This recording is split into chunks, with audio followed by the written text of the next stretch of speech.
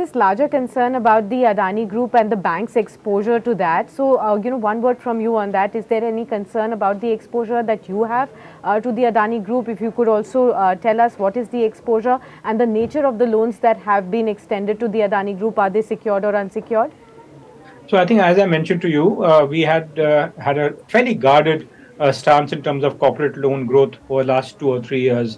Largely, it was because we thought that the margins that are required on a risk-adjusted basis, they were not available because of the abundant liquidity. So our growth has been fairly tepid in terms of corporate loans last 2 3 years. So we find ourselves not only in terms of any one particular group, but as general proposition that our exposure levels are not very high. As I also mentioned to you, our exposure to corporate lending as a category is also progressively coming down. Now, come to the specific instance, I think we have gone on record to state that this particular group is not among the top 15 groups for us in terms of exposure as per the large exposure framework guidelines of the RBI. We also again have said that the exposure as a percentage in LEF terms has come down over the last 2 or 3 years.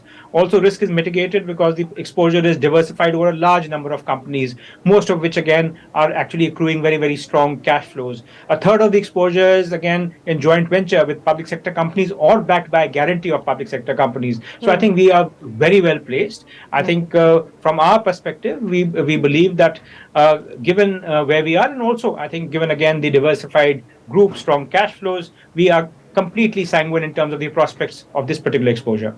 Sure. So, would you be looking at any making of any provisions for the Uh, so, standard assets of Adani Group? I wouldn't believe so because we believe that we are probably, as things stand, you mentioned our net NPAs of 0.99%. We probably are over provided. Our provision coverage ratios are north of 90%. And also, as things stand, I don't believe that there's any cause for apprehension in terms of the quality of the exposure.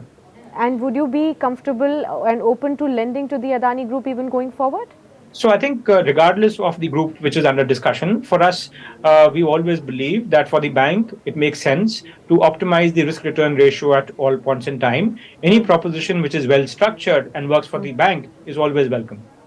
Okay. One last question on this whole front as to, will there be any reluctance, and this is a large industry-based question, not just towards your bank, that will there be a reluctance among the banks to lend to such large conglomerates in the wake of this saga that we've seen so far unfold?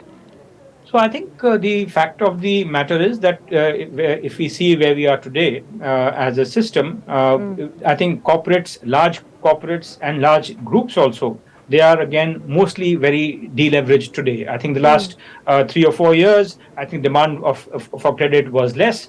Corporates have had a great run in terms of profitability. So I think we used to talk it right in terms of a twin balance sheet problem about the balance sheets of corporates and the balance sheets of banks. Today, I think we actually are in as good a position regarding both balance sheets, the balance sheets of banks as well as the balance sheet of corporates. So I do believe, again, the banks have appetite for any good quality growth that comes our way.